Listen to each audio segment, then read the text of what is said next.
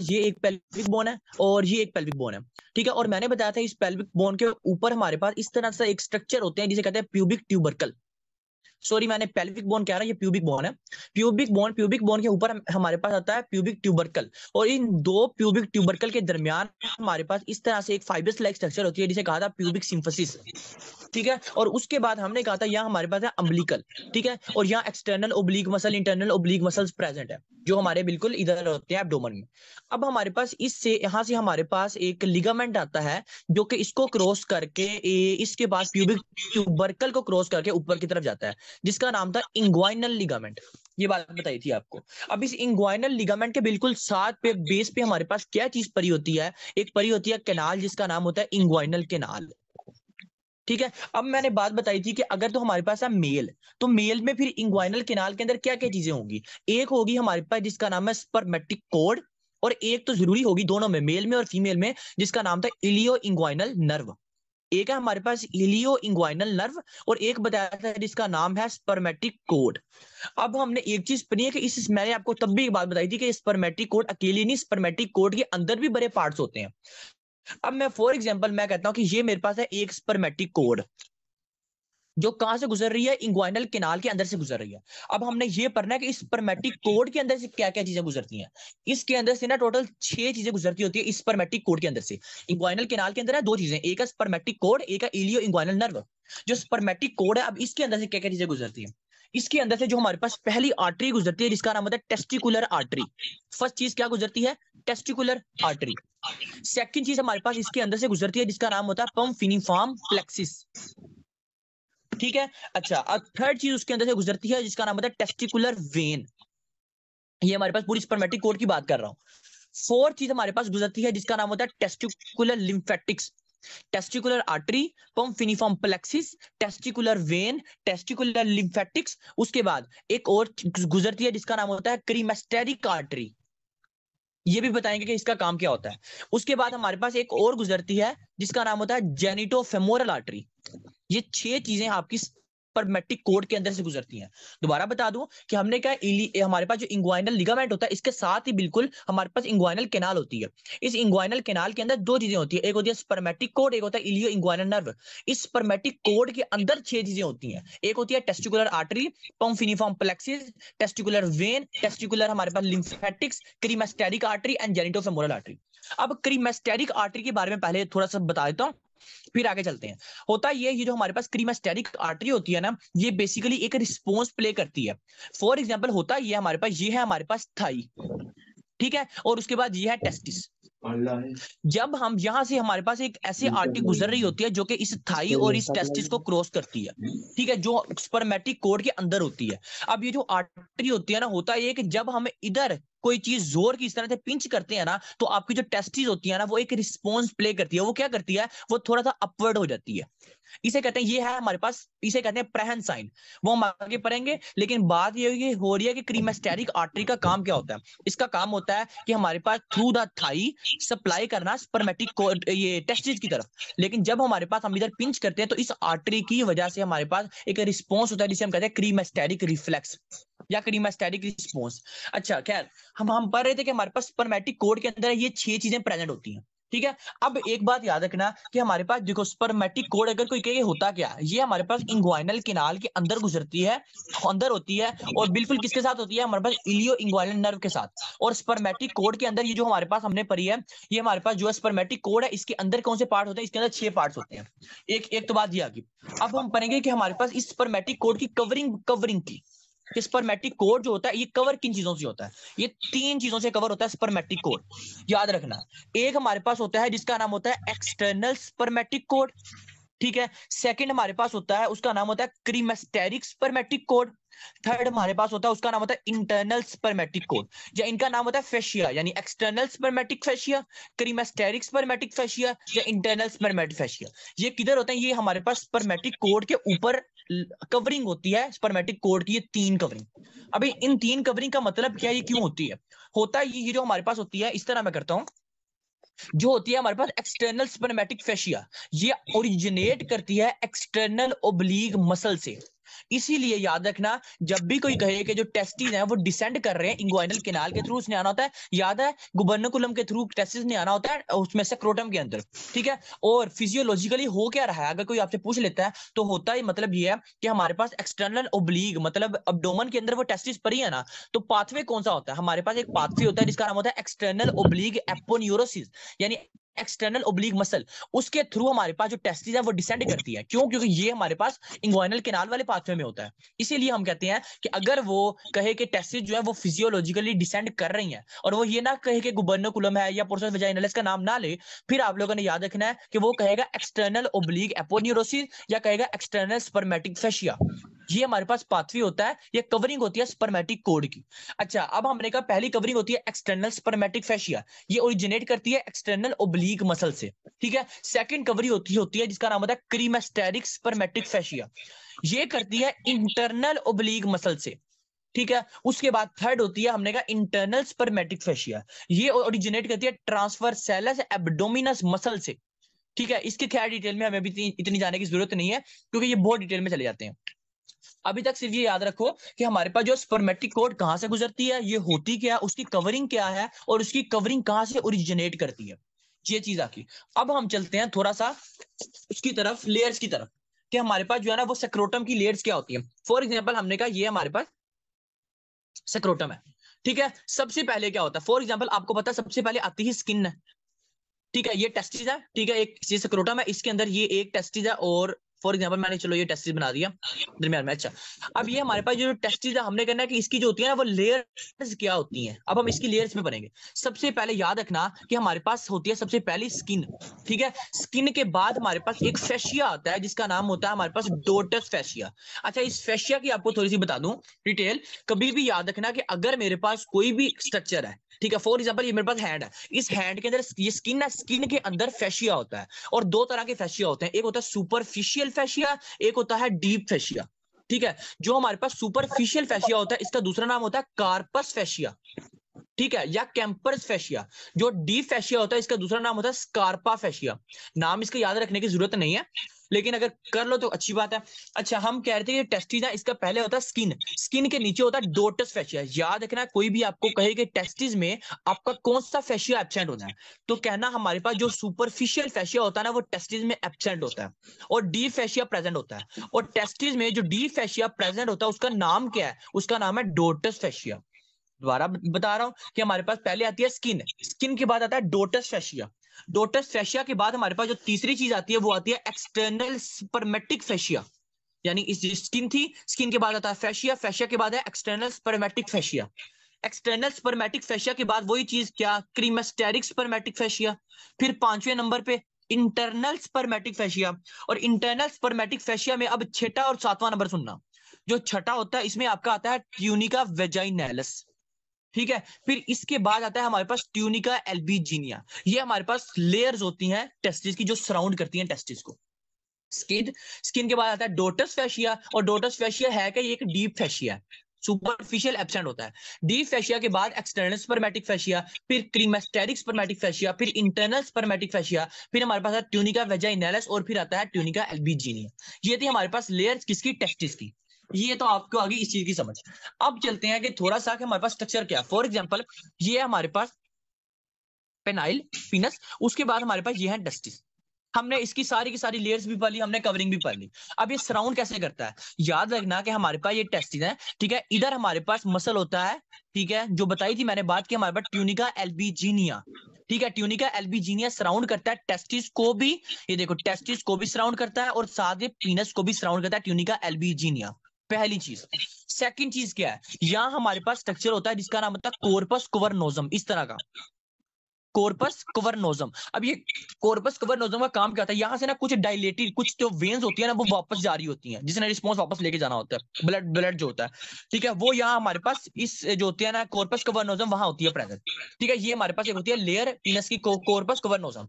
अब उसके साथ हमारे पास एक और होती है जिसका नाम होता है कॉर्पस स्पोंजियोसम, ये हमारे पास ग्लैंड्स तक फैली होती है। दोबारा देखना, मैं स्ट्रक्चर बनाता हूं। होता ये हमारे पास, ये देखो डायग्राम में से ना भी सही बनी तो समझ लेना। होता ये कि हमने कहा हमारे पास ये टेस्ट पीनस है, पीनस में हमारे पास पहले आता है कॉर्पस कवर्नोजम, ठीक है, और एक आता है हमारे पास क्या, कॉर्पस स्पोंजियोसम। कॉर्पस कवर्नोसम इस टेस्टिस की बॉडी पे इसने सराउंड किया हुआ है, सॉरी टेस्टिस क्या ना पीनस की। उसके बाद जो होता है कॉर्पस स्पोंजियोसम, वो हमारे पास पूरा जो होता है वो ग्लैंड्स तक ऐसे फैला होता है, जिसका नाम होता है कॉर्पस स्पोंजियोसम। ये थी हमारे पास लेयर्स जो आपको पता होनी चाहिए। अब हम चलते हैं आगे पैथोलॉजी की तरफ। इसमें कोई बता दे मुझे, कोई क्वेश्चन हो तो हम दोबारा कर लेते हैं, वरना फिर आगे चलें, क्योंकि ये पता होना चाहिए सारे स्ट्रक्चर्स, ताकि हम फिर चलें। बाकी बातें आपको कुछ पता भी है कि हमने कहा था टेस्टिस किसके थ्रू आते हैं, प्रोसेस वेजाइनलिस के थ्रू आते हैं, और अगर वो प्रोसेस वेजाइनलिस का नहीं नाम लेता तो गुबर्निकुलम का दे देगा, और अगर गुबर्निकुलम का भी नहीं लेता फिर वो एक्सटर्नल ओब्लिक एपोन्यूरोसिस का देगा। मैंने ये क्वेश्चन भी आपको सेंड किया हुआ है। ये एनाटॉमी क्लियर है, ताकि फिर चलें आगे।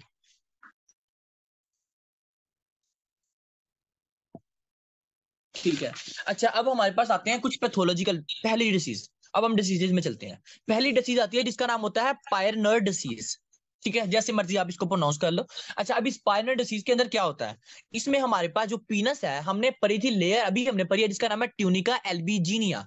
ठीक है, ये एक फाइब्रस लाइक स्ट्रक्चर है जो सराउंड करती है यानी जो टेस्टिस के ऊपर भी होती है और साथ पीनस के ऊपर भी होती है, अभी हमने ये बात पढ़ी। ठीक है, ये एक फाइब्रस लाइक स्ट्रक्चर है जिसको आप कोलेजन भी कहते हो। ठीक है, वो स्ट्रक्चर है जो हमारे पास पीनस के ऊपर होता है। ठीक है, जिसका काम क्या होता है, जिसका काम ये होता है पीनस को सही तरह से इरेक्ट करवाना, और एजैकुलेशन में भी इसका बड़ा रोल प्ले करता है। ठीक है, अब इस पायरनर डिसीज के अंदर क्या बनेंगे, हमारे पास ये जो ट्यूनिका एल्बीजिनिया है ना, इसका डिफेक्ट आ जाता है। जब ट्यूनिका एल्बीजिनिया का डिफेक्ट आ जाता है ना, जो जो हमारे पास पेनाइल होती है ना, वो शेप चेंज हो जाती है। यानी फॉर एग्जांपल हमारे पास अगर पेनाइल की ये शेप है, ठीक है, तो जो पेनाइल की शेप है वो बिल्कुल रोटेट कर जाएगी। ठीक है, अभी ये देखो कि हमारे पास पेनाइल में बोन कोई नहीं होती, लेकिन जो हमारे पास फाइबर होते हैं वो कौन से होते हैं, ट्यूनिका एल्बीजिनिया, जिन्होंने पेनाइल को इरेक्ट करके रखना होता है। लेकिन जब हमारे पास ये ट्यूनिका एल्बीजिनिया प्रेजेंट नहीं होते तो पेनाइल सही तरह से इरेक्ट नहीं रह पाएगा, पेनाइल अपने आप को रोटेट कर देगा, मूवमेंट खराब हो जाएगी। फॉर एग्जाम्पल कहते हैं कि हमारे पास ट्रॉमा हो गया, ठीक है, जो पेनाइल की शेप थी वो बिल्कुल चेंज हो गई है। ठीक है, इस डिसीज को हम कहते हैं पायरनर डिसीज। अब इस डिसीज का मतलब क्या, क्यों ये होती है, ये मेनली होती है ज्यादा इंटरकोर्स करने की वजह से। ठीक है, या फिर ज्यादा ऐसी मेडिसिन खाने की वजह से जिसकी वजह से इरेक्ट रहे। ठीक है, अगर आप ज्यादा मेडिसिन खाओगे, ठीक है, जो इरेक्ट करने में काम आएगी। फिर हमारे पास जो है, या फिर ट्रॉमा हुआ, ठीक है, या फिर हमने कहा ज्यादा इंटरकोर्स किया, जिसकी वजह से भी क्या हो सकता है, ये हमारे पास ट्यूनिका एल्बीजिनिया लेयर है, इसका डैमेज हो जाता है। जब ट्यूनिका एल्बीजिनिया लेयर का डैमेज हो जाता है, फिर हम डिसीज कहते हैं पायरनर डिसीज। ठीक है, इसको आप एक और नाम देते हो, अगर आप आसानी में कहो तो बेंडिंग। मतलब जो हमारे पास पीनस है वो बेंड हो गया बिल्कुल। ठीक है, अब वो सही तरह से अपना फंक्शन परफॉर्म नहीं कर रहा, मेनली उसके जो अंदर वाली लेयर्स हैं वो भी डैमेज हो, मे बी कॉर्पस कवर्नोसम भी डैमेज हो, मे बी वो चीजें हो सकती है, लेकिन पायरनर डिसीज के अंदर आपका जो ट्यूनिका एल्बीजिनिया उसका डैमेज हो जाता है। ठीक है, ये चीज थी। अब इसमें जो सिम्टम्स क्या आएंगे, सबसे पहले क्या होगा, जारी बात है पेन होगी। ठीक है, इरेक्टाइल डिसफंक्शन होगा। ठीक है, यानी ज्यादा इंटरकोर्स करने की वजह से, ठीक है, ज्यादा ऐसी मेडिसिन खाने की वजह से, और मेनली ये अल्कोहल की वजह से भी होता है, क्योंकि अल्कोहल की वजह से भी जो हमारे पास अल्कोहल लिया, अल्कोहल इंटेक करते थे ज्यादा से ज्यादा, उसका जो इरेक्शन था वो बहुत हुई, जिसकी वजह से फिर उसका जो था वो ट्यूनिका एल्बीजिनिया डैमेज हुआ, ट्रॉमा हुआ, वो गिरा, तो ये हो सकता है इरेक्टाइल डिसफंक्शन हो गया, जिसको हम पायरनर डिसीज कहते हैं। अब उसके बाद हमारे पास आती है ऐसी सेकंड डिसीज का नाम होता है हमारे पास इस्कीमिक प्रियापिज्म। अब प्रियापिज्म क्या कहते हैं, प्रियापिज्म, इस्कीमिक का मतलब तो है इंजरी, प्रियापिज्म का मतलब क्या है, प्रियापिज्म का मतलब है लॉन्ग स्टैंडिंग ऑफ पीनस। यानी फॉर एग्जांपल जो इरेक्शन जो होती है उस हम प्रोसेस कहते हैं प्रियापिज्म। अब होता क्या है कि हमारे पास जो ऐसा पेशेंट है, ठीक है, वो क्या करता है, वो हमारे पास मेडिसिन ले रहा है जिसको हम कहते हैं सिल्डेनाफिल वगैरह ले रहा है, ठीक है, या वाल्डेनाफिल वगैरह ले रहा है। ठीक है, या फिर हमारे पास एक डिसीज आती है जिसका नाम होता है सिकल सेल डिसीज, अभी मैं इसको डिस्कस करता हूँ। लेकिन प्रियापिज्म का मतलब क्या होता है, ये कि हमारे पास इधर भी पायरन डिसीज वाला सेम हो जाता है सीन, इधर भी पायरन डिसीज वाला सीन हो जाता है, लेकिन इधर मसला ये होता है कि इधर जो हमारे पास पीनस है वो इरेक्ट ही सही तरह से नहीं हो पा रहा, इतनी मेडिसिन ली है। ठीक है, या फिर अब ये हो रहा है कि फॉर एग्जांपल देखो, मैं कह रहा हूं इरेक्ट नहीं हो रहा, ये बात गलती से कह दी मैंने। होता है ये कि इधर प्रियापिज्म का मतलब है लॉन्ग स्टैंडिंग, यानी इस्कीमिक लॉन्ग स्टैंडिंग, जिसकी वजह से जो पीनस है वो इरेक्ट ही रहता है। ठीक है, और वो लॉन्ग इरेक्ट रहता है। अब ये इरेक्ट किस वजह से रहता है वो पढ़ लेते हैं। लेकिन बात यह है कि हमारे पास फॉर एग्जाम्पल पायरन डिसीज के बारे में हमने पढ़ा कि ट्यूनिका एल्बीजिनिया का डैमेज ही हो गया था, जिसकी वजह से इरेक्ट जो हमारे पास इरेक्टाइल था वो डिसफंक्शन हो गया। लेकिन इस्कीमिक प्रियापिज्म के अंदर क्या होगा, वो जो पीनस है वो ज्यादा देर तक इरेक्ट रहेगा। अब ये ऐसे लोगों में होता है, मैंने बताया जो सिल्डेनाफिल वगैरह लेते हैं या वाल्डेनाफिल ज्यादा यूज करते हैं, जिसकी वजह से फिर हाइपोटेंशन तो होगी उसको, लेकिन साथ हमारे पास ये सिम्टम आने लग जाएंगे, जो इरेक्शन है वो बहुत ज्यादा देर तक रहेगी। ठीक है, अब ये रहती किस वजह से है? होता ही है कि इसे हम इस कंडीशन में कहते हैं कि एक पेशेंट आया, वो कहता है डॉक्टर साहब बात ये कि 4 घंटे से ज्यादा जो है ना वो पीनस इरेक्ट रहा है, ठीक है, लॉन्ग स्टैंडिंग इरेक्ट रहा है, फिर हम इसे कहेंगे ये हमारे पास प्रियापिज्म का केस है। ठीक है, अब इस्कीमिक इसलिए हमने यूज किया कि ये मे भी हो सकता है कि ट्रॉमा हो। ठीक है, ट्रॉमा हो सकता है। अब ट्रॉमा में इसमें हमारे पास कौन सी लेयर डैमेज होगी? पायरिनल डिसीज के अंदर तो हमने कहा ट्यूनिका एल्बुजिनिया डैमेज होगी। इधर हमने बात करी है कि हमारे पास पीनस है, ठीक है, उसमें हमने कहा हमारे पास लेयर होती है कॉर्पस कवर्नोजम, जहां मैंने बात बताई थी आपकी वेन्स कुछ जा रही होती है, वेन्स का ट्रांसफर होता है। ठीक है, अब हमारे पास इधर ये जो होता है ना, ये वेन्स, ये कॉर्पस कवर्नोजम, इसका डैमेज हो रहता है। जब कॉर्पस कवर्नोजम फॉर एग्जांपल सुनना, हुआ ये कि यहाँ से आर्टेरियल सप्लाई आई, ठीक है, जिसने क्या किया, जिसने इस पीनस को इरेक्ट करके रखा, ठीक है, लेकिन वापसी पे जो वीनस सप्लाई थी उसने जाना था, जिसकी वजह से जो जो पीनस था उसने इरेक्शन अपनी खत्म कर देनी थी। लेकिन इस कॉर्पस कवर्नोजम की डैमेज होने की वजह से जो वेन्स थी वो डैमेज होगी। जब वेन्स डैमेज होगी तो पीनस जो था वो इरेक्ट का इरेक्ट ही रहा। ठीक है, जब इरेक्ट का इरेक्ट ही रहा तो फिर हम इस कंडीशन को कहते हैं इस्कीमिक प्रियापिज्म, क्योंकि यहाँ हमारे पास कुछ डायलेटेड वेन्स होती हैं जिन्हें यहाँ से वापस जाना होता है। ठीक है, फिर हम कहते हैं कि हमारे पास इस कंडीशन कहते हैं हम इस्कीमिक प्रियापिज्म। ठीक है, अब इस बंदे को करते हैं, इस बंदे को हम कुछ मेडिसिन देते हैं, वो आप बुक में पढ़ लोगे, इंट्राकवर्नोजम, फिनाइलफ्राइन वगैरह। ठीक है, या फिर हम इसमें सर्जरी करते हैं जिसमें हम कॉर्पस कवर्नोजम को देखते हैं और इसको जो होता है वो इरेक्टाइल इसको खत्म करते हैं। ठीक है, ये हम करते हैं इस कंडीशंस के अंदर। या फिर अगर कोई बंदा ये मेडिसिन ले रहा है, हम उसको फिर इन मेडिसिन का कोई एंटीडोट देते हैं जिसकी वजह से वो ठीक हो जाए। ये था हमारे पास इस्कीमिक प्रियापिज्म का केस। ठीक है, अब उसके बाद हमारे पास थर्ड आती है कैंसर, उसे हम कहते हैं स्क्वेमस सेल कार्सिनोमा। अब ये स्क्वेमस सेल कार्सिनोमा होते हैं 3 तरह के। एक हमारे पास हम कहते हैं ल्यूकोप्लेकिया। ल्यूकोप्लेकिया का मतलब है जो पीनस है उसके ऊपर आपको प्लेक मिलेगी, ये मेनली जो है वो ग्लैंड्स के ऊपर मिलते हैं, व्हाइट प्लेक्स। ल्यूकोप्लेकिया का मतलब है जो व्हाइट प्लेक्स है ना वो ज्यादा मेनली आपके इसके अंदर मिलते हैं। ठीक है, अच्छा, अब ये स्क्वेमस सेल कार्सिनोमा की रीजंस क्या है? रीजन ये होती है, फॉर एग्जांपल किसी बंदे को हुई थी इन्फेक्शन, ठीक है, वो इन्फेक्शन उसने खत्म नहीं की, ठीक है, वो इन्फेक्शन उसने फंगल इन्फेक्शन हुई या बैक्टीरियल इन्फेक्शन हुई या पैरासिटिक इन्फेक्शन हुई, उस बंदे ने उस इन्फेक्शन की नहीं ठीक की, वो महीने वो जो इन्फेक्शन थी वो 6 साल, वो 6 महीने रही, साल रही, 2 साल रही, 3 साल रही, फिर वही जो इन्फेक्शन थी वहां वो इन्फेक्शन व्हाइट प्लेक्स बन गए। फॉर एग्जाम्पल इन्फेक्शन हुई, उस इन्फेक्शन को लड़ने के लिए हमारे पास व्हाइट ब्लड सेल्स आए। जब व्हाइट ब्लड सेल्स आए लेकिन फिर भी जो है वो व्हाइट ब्लड सेल्स इतने ज्यादा नहीं थे कि रिस्पॉन्स प्ले करते, फिर उसकी वजह से वो जो स्टेज थी वो कैंसरस में जा सकती है। इसमें हमने कहा हमारे पास होती है ल्यूकोप्लेकिया होती है, इसमें आप पढ़ोगे कि आपको कहते हैं अरिथ्रोप्लेकिया। ठीक है, अरिथ्रोप्लेकिया में आपको रेड प्लेक मिलती होते हैं, ल्यूकोप्लेकिया में आपको जो होते हैं वो व्हाइट प्लेक्स मिलते होते हैं। ये आप लोग ऐसे ही रीड कर लेना। लेकिन इसमें जो मेनली वायरस आता है वो आता है ह्यूमन पैपिलोमा वायरस, ये हमने फीमेल में भी पढ़ा था, और इसकी मेनली टाइप होती है 16 और 18। ठीक है, लेकिन इसमें आती है 16 टाइप। ठीक है, वो आगे इसका हमने मैकेनिज्म पढ़ा है, हम ये किसको E6 को करती है जो आगे किसको P53 को इनहिबिट कर देता होता है।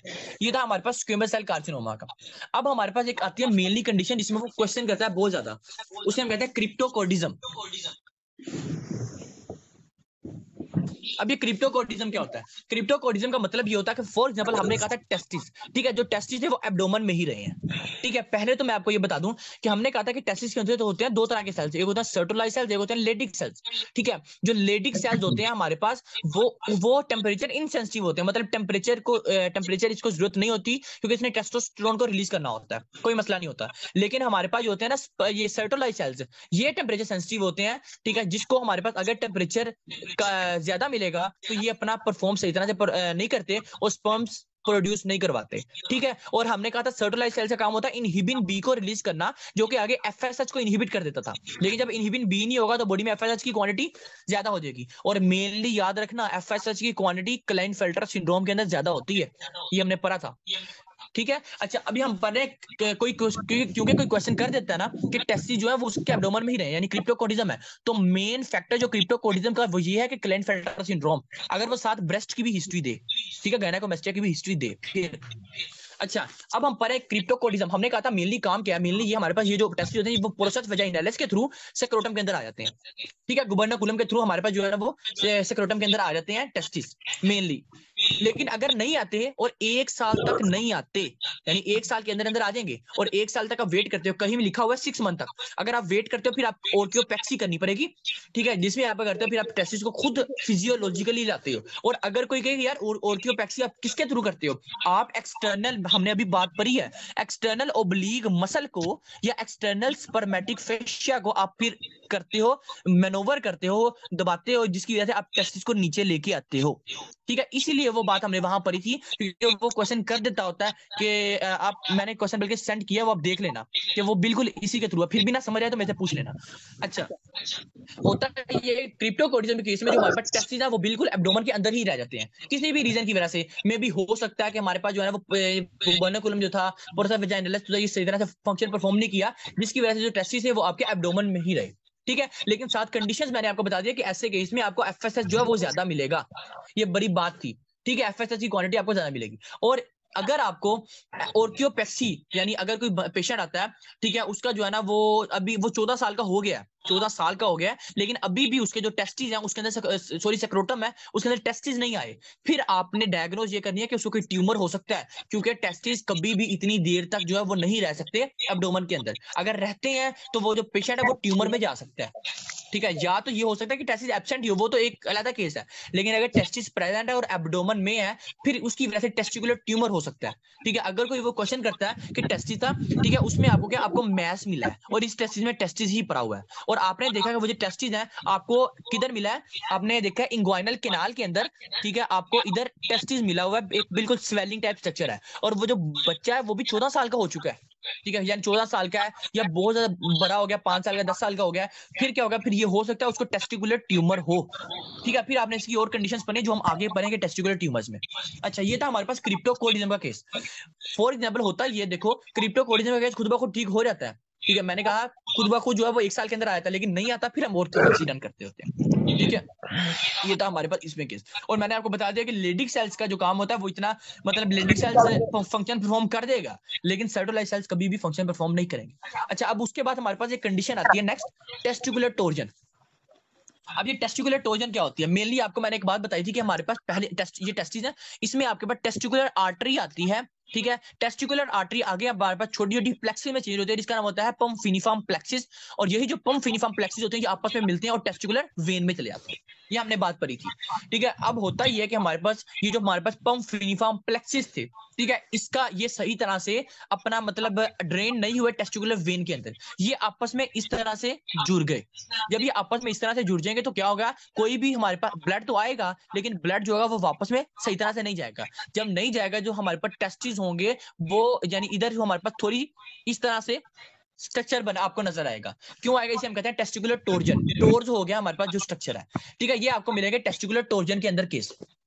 ये थी बड़ी बात। अब ये हमारे पास होता कब है, आपका वीनस प्रेशर ज्यादा हो जाता है। ठीक है, फॉर एग्जांपल यानी आपका ये था कि जो टेस्टिस था, अब मैं एक और कंडीशन कहता हूं, देखो हमारे पास हुआ ये जो टेस्टिकुलर आर्टरी थी ना, इसके अंदर आपकी टोर्जन आ गई। अगर टेस्टिकुलर आर्टरी के अंदर भी टोर्जन आ जाए, फिर भी क्या होगा, फिर भी आपके पास, क्योंकि जो ब्लड है वो आ नहीं रहा, ठीक है, लेकिन यहां से जो है वो रिस्पॉन्स जा रहा है, इसकी वजह से भी आपको टेस्टिकुलर टोर्जन हो सकता है।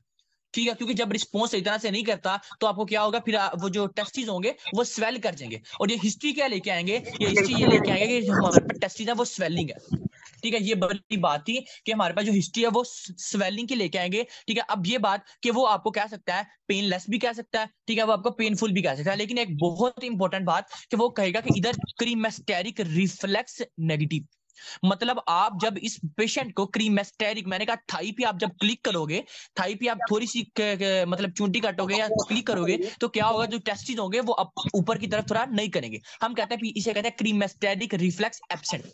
ठीक है, इसलिए हम कहते हैं क्रीमेस्टेरिक रिफ्लेक्स एब्सेंट। अच्छा, और क्या होता है, और हमारे पास हमने कहा था प्रेहन साइन। अब प्रेहन साइन क्या होता है, प्रेहन साइन होता है कि जब आप टेस्टिस को थोड़ा सा अबव करते हो, ठीक है, आप टेस्टिस में मतलब थोड़ा सा आप टेस्टिस को अबव करते तो उसको पेन कम होती है। यानी एक पेशेंट था, उसकी पेन हो रही थी, ठीक है, टेस्टिस में वो कहता है डॉक्टर साहब बात है कि स्वेलिंग है और पेन बहुत हो रही है। जब आपने टेस्टिस को थोड़ा सा अपवर्ड किया, अपवर्ड मूव किया, तो वो जो पेन थी वो रिलीफ हो गई। फिर हम कहते हैं ये प्रेहन साइन पॉजिटिव है। अगर कोई कहे कि टेस्टिस को अप किया फिर भी पेन ठीक नहीं हो रही, तो वो प्रेहन साइन नेगेटिव है। और टेस्टिकुलर टोर्जन में आपको प्रेहन साइन नेगेटिव मिलता है। ये थी आपकी डायग्नोज की बड़ी इंपॉर्टेंट बात कि हमारे पास इसमें क्या होती है। और टेस्टिकुलर टोर्जन में बात याद रखना, इसमें आप ऑर्कियोटमी कर देते हो, आप टेस्टिस को ही रिमूव कर देते होते हो अगर ज्यादा मसला बन जाए, क्योंकि जो रिस्पॉन्स होगा वो सही तरह से नहीं होगा, जिसकी वजह से आगे हमारे पास कैंसर हो सकता है, सर्टोलाइट लेडिक सेल कैंसर हो सकता है। ठीक है, इन मेल्स के अंदर। हम आगे वैसे टेस्टिकुलर ट्यूमर्स को अच्छे से करेंगे कि होता क्या। टेस्टिकुलर ये था हमारे पास टेस्टिकुलर टोर्जन।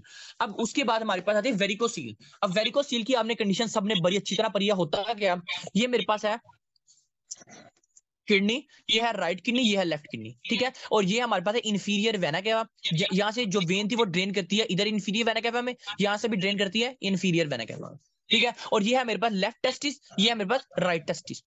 मैंने कहा ये जो हमारे पास होती है, यहाँ से हमारे पास पोम्फिनिफॉर्म प्लेक्सिस मिले और एक टेस्टिकुलर वेन में गए। जो लेफ्ट टेस्टिस थी, यहाँ क्या होता है, यहाँ हमारे पास ये जो लेफ्ट टेस्टिकुलर वेन होती है, ये ड्रेन करती है लेफ्ट रेनल वेन के अंदर, ठीक है। लेकिन जो राइट टेस्टिकुलर वेन होती है, ये ड्रेन करती है सीधा इंफीरियर वेना कैवा के अंदर, ठीक है। और वेरिकोसील जो होती है वो मेनली आपकी होती है किसमें, इस पार्ट में, लेफ्ट पार्ट में। अब ये क्यों होती है, वैसे वेरिकोसील होता क्या है, वेरिकोसील होता है जो टेस्टिस है वो स्वेल कर गई है, ठीक है। टेस्टिस स्वेल इस वजह से कर गया क्योंकि जो ब्लड था वो सही तरह से नहीं जा पाया। उधर भी टेस्टिकुलर टोजन के अंदर भी ये सीन था, लेकिन उसके अंदर जो टेस्टिस थी वो टोर्ज कर गई थी, ठीक है, वो किसी भी कंडीशन की वजह से। लेकिन इधर ये कि इधर ना ब्लड आने की वजह से जो टेस्टिस थी वो स्वेल हो जाएंगी। अच्छा, अब इस केस में क्या होगा, इसे हम कहते हैं बैग ऑफ वॉर्म्स। वो कहेगा कि ऐसा लगता है जैसे कीड़े धो रहे हैं टेस्टिस के अंदर, ठीक है। अब ये हमने कहा ये कंडीशन है। हुआ ये कि फॉर एग्जांपल हमारे पास ये जो लेफ्ट रेनल वेन थी उसकी ऑब्स्ट्रक्शन आ गई।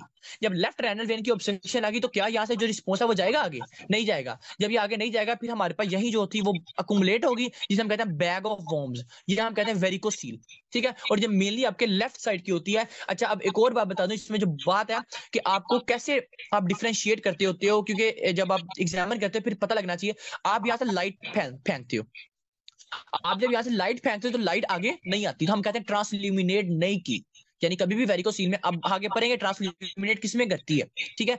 लेकिन बात यह है कि हमारे पास कभी भी वेरिकोसील के अंदर जो लाइट है वो ट्रांसल्यूमिनेट नहीं करती होती। उसके बाद हमने कहा कि वेरिकोसील होता क्या, वेरिकोसील में आपको स्ट्रक्चर पता होनी चाहिए कि हमारे पास ये, अब इधर कैसे हो सकता है, इधर कंडीशन जरा कम होती है। कंडीशन कम ऐसी होती है, मे भी हो सकता है कि हमारे पास इधर ऑब्स्ट्रक्शन आ जाए, ठीक है, मे भी हो सकता है कि इधर ऑब्स्ट्रक्शन आ जाए। लेकिन जो मेनली है वो आपके इधर हो सकता है, क्योंकि आपके अगर लेफ्ट रेनल वेन की ऑब्स्ट्रक्शन है, ठीक है, फिर आपको जो है ना वो वेरिकोसील 100% होगा, जिसे हम कहते हैं कि हमारे पास जो बैग ऑफ वॉर्म्स है। और जो पेशेंट होगा ये इनफर्टाइल होगा, क्योंकि हमारे पास टेस्टिस सही तरह से अपना फंक्शन परफॉर्म नहीं कर पाएंगे, ठीक है। और सिंगल टेस्टिस करेंगे तो वो इतना नहीं बात होती, इतना काम नहीं है, डबल टेस्टिस को परफॉर्म करना पड़ता है सिग्नल, ठीक है। ये था हमारे पास इसका है, ठीक है। आप पाल करोगे आपको ऐसा लगेगा जैसे बैग ऑफ वॉर्म्स है, ठीक है, कीड़े धो रहे हैं वगैरह। अब उसके बाद हमारे पास आती है हाइट। अच्छा, मुझे बता दो समझ भी आ रही है कि नहीं, मैं ही तो नहीं पढ़ा रहा अपने आप को,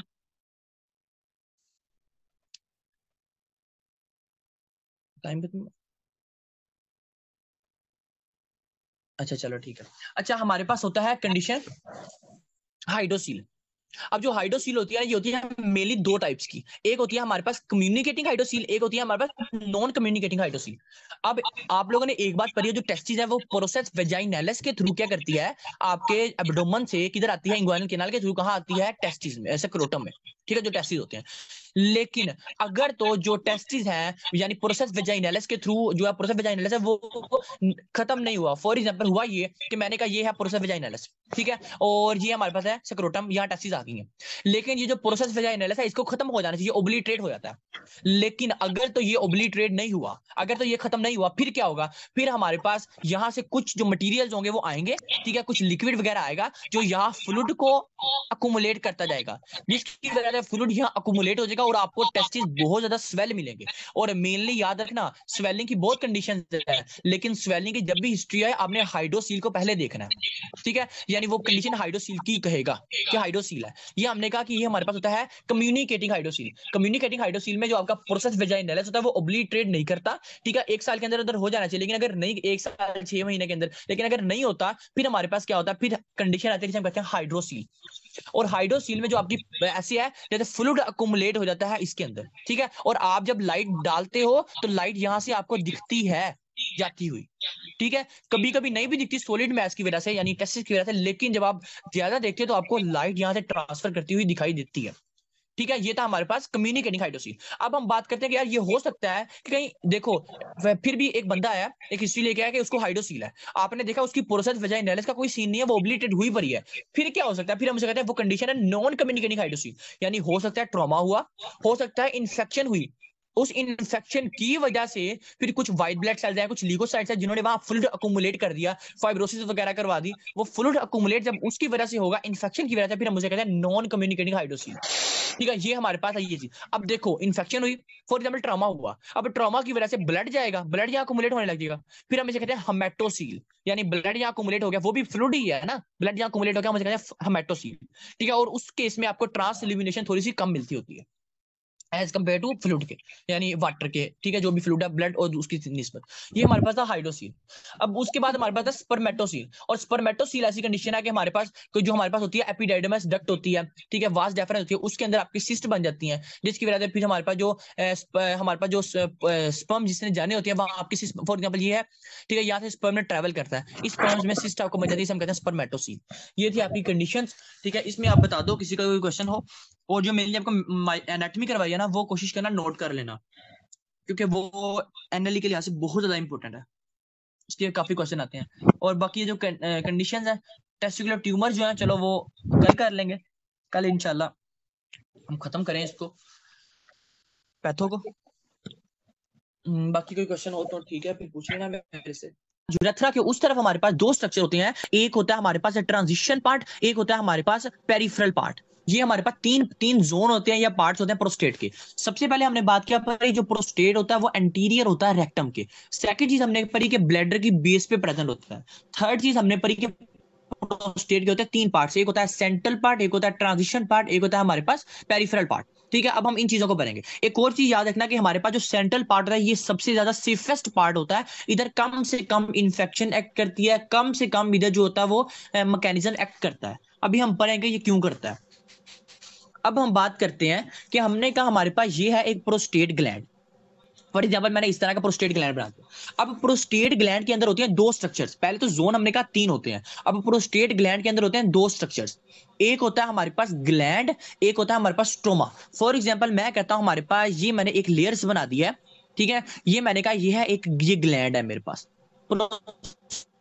ग्लैंड, और उसके दरमियान में ये सारा जो हमारे पास प्रोस्टेट ग्लैंड है ना, इसके अंदर भी दो स्ट्रक्चर्स होते हैं।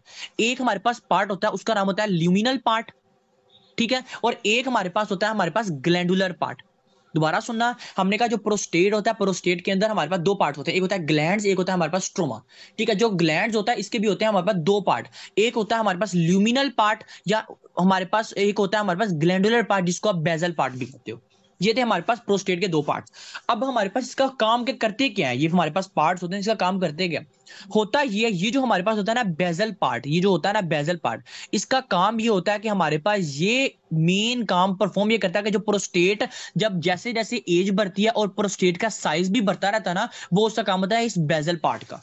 पहली चीज मैंने कहा बेजल पार्ट का काम क्या है कि ये आपके मेंटेन करता है कि जब आपका जो प्रोस्टेट होता है उसका हाइपरप्लाजिया हो रहा होता है, पहली चीज, ठीक है। उसके बाद सेकंड चीज, जो हमारे पास ये बेजल पार्ट होता है ना, ये हमारे पास क्या चीज रिलीज करता है, ये हमारे पास अल्कलाइन जो होता है ना, अल्कलाइन वो सेक्रेट करता है। ये अल्कलाइन को सेक्रेट करता है ताकि अल्कलाइन क्या करते हैं, ये फिर स्पर्म्स के साथ मिलते हैं। अल्कलाइन होता है कि ये एक मिल्की सेक्रेशन है, जब मिल्की सेक्रेशन किसी भी स्पर्म्स के साथ मिलते हैं तो फिर हम इस स्ट्रक्चर को कहते हैं, ये हमारे पास है सीमन, जो एक मिल्की टाइप स्ट्रक्चर है। और ये भी फिर जो सीमन है ये इजीली एजैकुलेट हो जाता होता है और ये मैच्योर स्पर्म कहलाता है। दोबारा सुनना बात, हमने कहा हमारे पास जो होता है ना प्रोस्टेट, इसके होते हैं दो पार्ट्स, एक होता है हमारे पास ग्लैंडुलर पार्ट, एक हमने कहा हमारे पास होता है एक हमने कहा होता है ग्लैंडुलर पार्ट, एक होता है हमारे पास स्ट्रोमल पार्ट। अब जो ग्लैंडुलर पार्ट होता है हमने कहा इसके होते हैं दो पार्ट्स, एक होता है हमारे पास ल्यूमिनल पार्ट, एक होता है हमारे पास ग्लैंडुलर, या फिर हमारे पास होता है कौन सा बेजल पार्ट। ये जो बेजल पार्ट होता है इसका काम क्या होता है, जो मेंटेन करना हाइपरप्लाजिया को। अभी हम ये चीजें पढ़ेंगे डिटेल से। सेकंड चीज हमारे पास ये जो बेजल पार्ट होता है इसका काम ये होता है कि हमारे पास जो हमने कहा अल्कलाइन को रिलीज करना, जो कि मिल्क की सेक्रेशन करवाता है, और आगे से वो जो मिल्क है वो स्पर्म्स के साथ मिलते हैं और सीमन आगे से बना देते हैं। पहले तो हमने ये फंक्शंस पढ़ लिया जो कि मेन इंपॉर्टेंट था प्रोस्टेट का।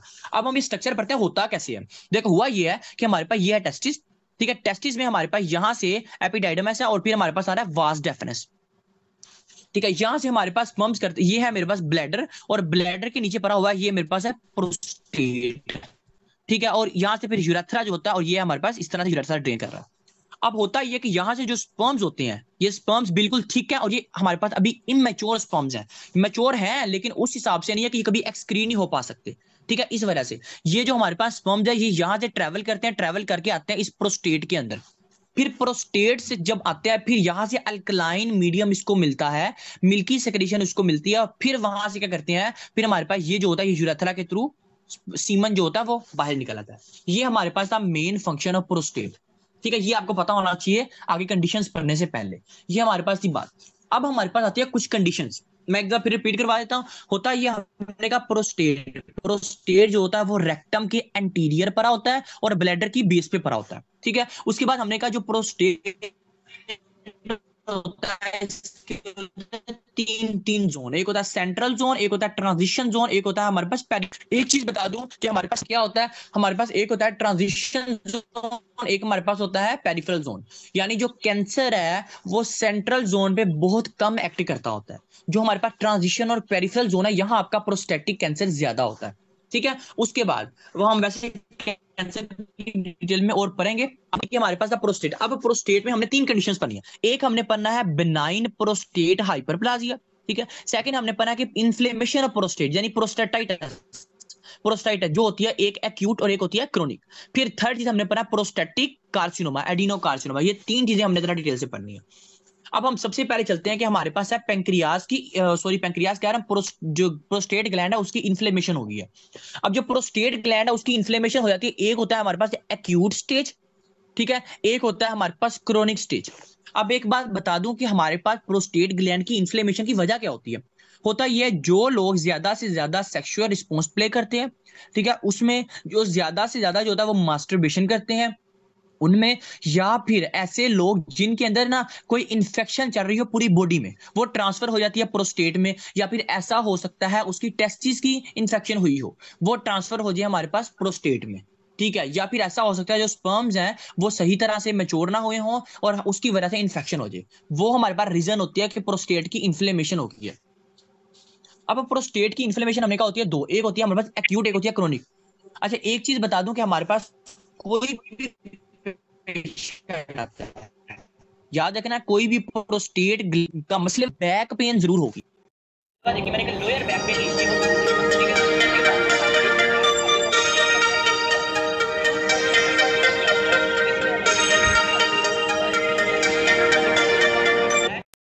सेंसेशंस पेन बहुत होती है, ठीक है। उसके बाद सेकंड चीज हमने कहा कि हमारे पास वो जो पेशेंट आएगा वो लोअर बैक पेन के साथ आएगा, ठीक है। उसके बाद वो ये कह सकता है मुझे कोई ना टेंडरनेस महसूस हो रही है, यानी एक सॉलिड मैस भी ऐसा लग रहा है, ठीक है, और ऐसा है कि पेन बहुत ज्यादा हो रही है, ठीक है, और वो प्रोस्टेटिक पार्ट में हो रही है। प्रोस्टेटिक पार्ट है किधर है, आपका ब्लैडर की बेस पे और रेक्टम के एंटीरियर पार्ट में आपका पड़ा हुआ, ठीक है। अब हमारे पास जो होता है वो एक्यूट और आप क्रोनिक में हमारे पास कैसे हम डिफरेंशिएट करेंगे, हमारे पास कैसे हो सकता है।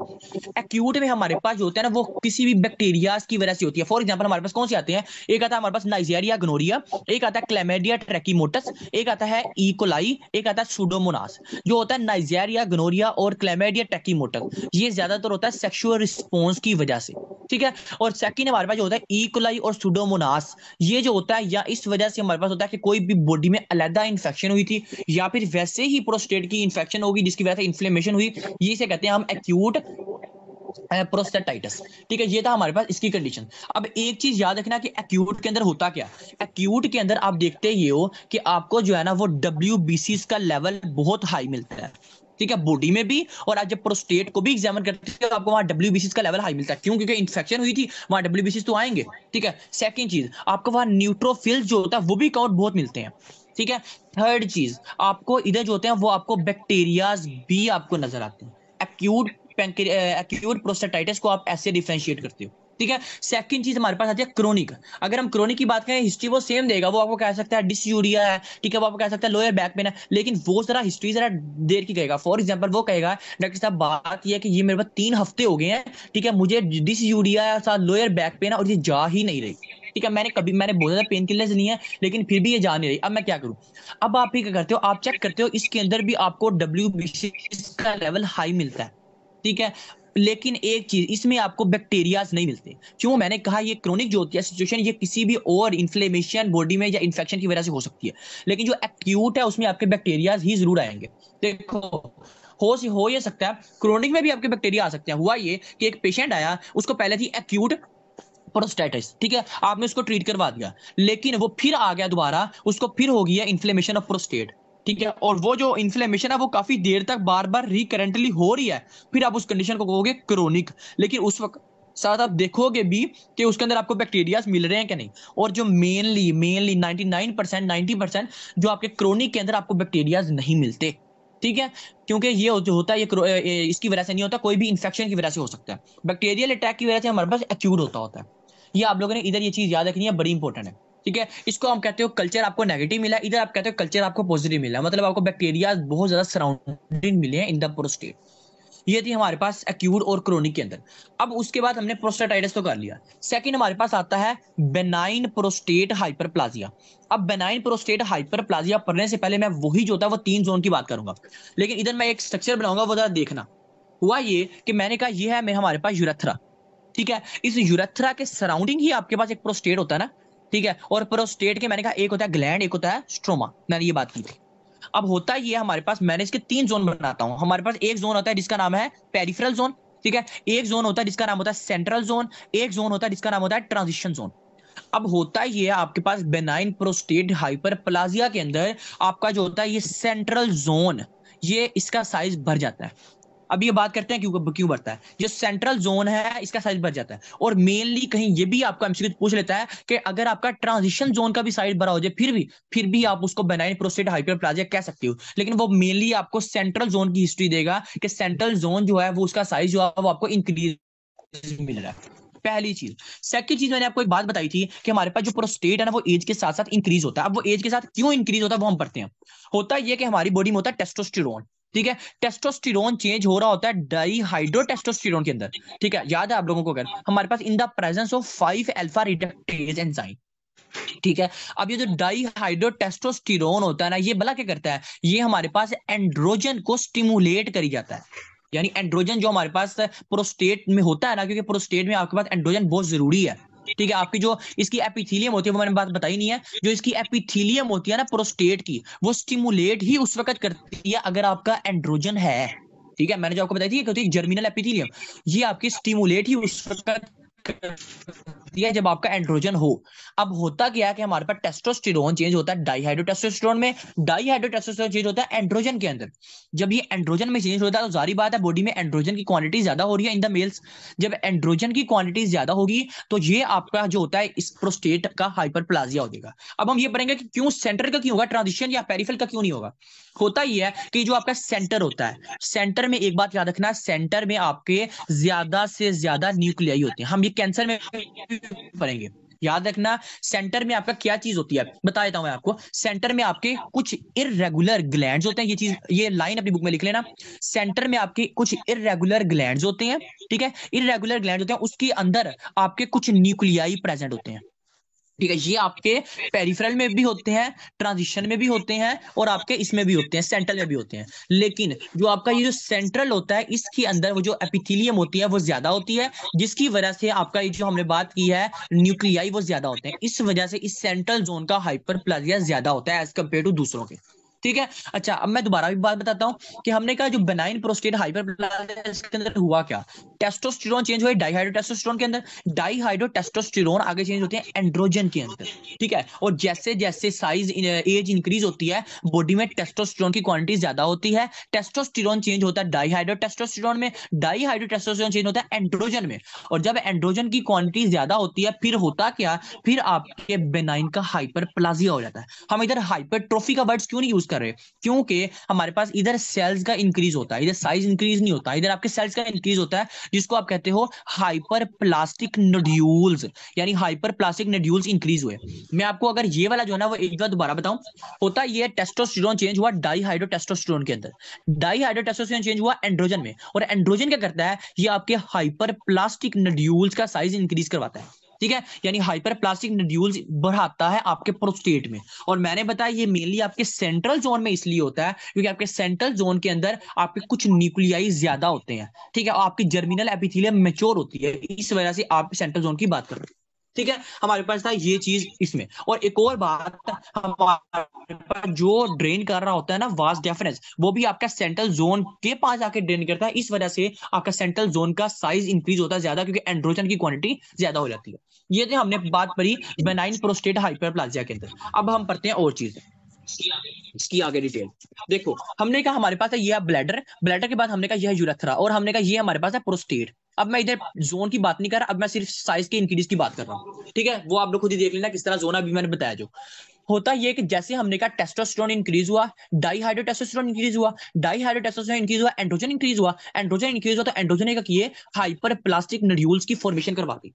जब हाइपरप्लास्टिक नोड्यूल्स की फॉर्मेशन होगी तो हमारे पास प्रोस्टेट का साइज भी इंक्रीज होने लग गया। साइज मतलब नंबर ऑफ सेल्स इंक्रीज हुए तो प्रोस्टेट का साइज भी इंक्रीज होने लगा था। और जब जैसे जैसे प्रोस्टेट का साइज इंक्रीज होता है, यूरेथ्रा का साइज क्लोज होता रहता है। ठीक है, ये आपका जो प्रोस्टेट है ये इस यूरेथ्रा को क्लोज करता रहता है। इस वजह से ऐसे बंदे में यूरिनरी इनफ्रीक्वेंसी का भी मसला होता है, वो आपके पास यूरिन की भी हिस्ट्री लेके आ सकता है। इसलिए हमने एक बात पढ़ी, वो आपको डिसयूरिया की हिस्ट्री देगा, साथ हमने कहा लोअर बैक पेन की देगा।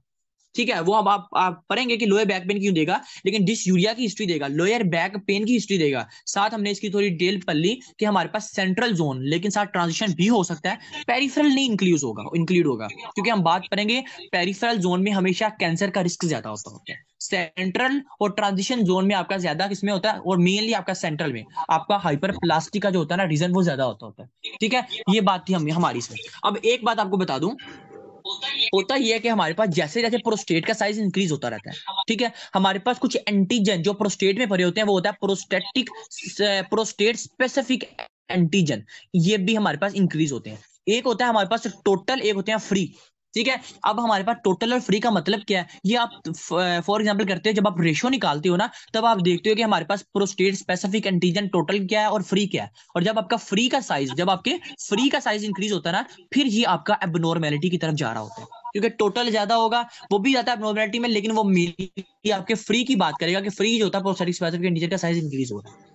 ठीक है, उसके बाद हमने कहा कि हमारे पास जो यूरेथ्रा है वो क्लोज होता रहेगा। यूरेथ्रा क्लोज होगा तो जाहिर सी बात है वो डिसयूरिया की हिस्ट्री देगा, वो ये कहेगा कि यूरिनरी इनफ्रीक्वेंसी है। ठीक है, आपने ये चीज याद रखनी है जो बहुत ज्यादा इंपॉर्टेंट थी इसके अंदर, हाइपरप्लाजिया के अंदर। और हमने कहा ये आपका फिजियोलॉजिकल ही है, जैसे जैसे एज का साइज इंक्रीज होता है एंड्रोजन ज्यादा बनते हैं और ये आपका जो होता है वो हमारे पास ज्यादा ही होता है, प्रोस्टेट का साइज इंक्रीज होता रहता है। अच्छा, अब इसके रिस्क फैक्टर्स क्या क्या हो सकता है, देखो होता ये है कि हमारे पास जो हिस्ट्री है उसकी वजह से हाइड्रोनेफ्रोसिस क्यों होती है, ये बड़ी इंपॉर्टेंट बात थी। कोई पूछ लेता है कि हमारे पास बेनाइन प्रोस्टेट हाइपरप्लाजिया के अंदर हाइड्रोनेफ्रोसिस का रिस्क क्यों बढ़ा।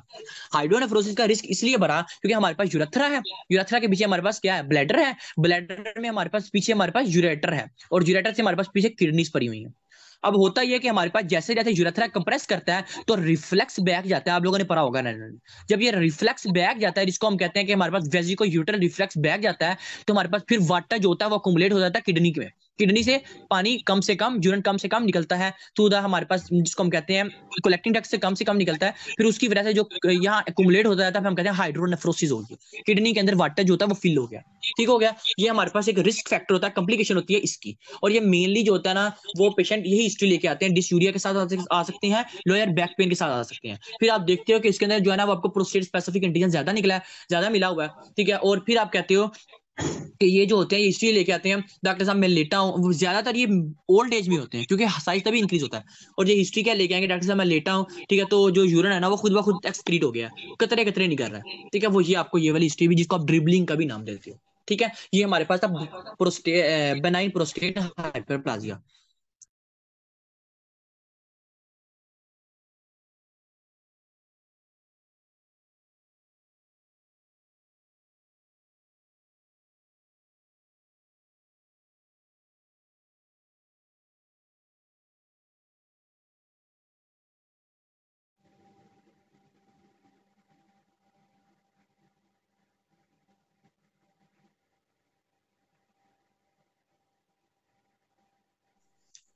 अच्छा, हम पढ़ रहे थे कि हमने कहा बेनाइन प्रोस्टेट हाइपरप्लाजिया के अंदर आपको कंडीशंस क्या मिलती हैं।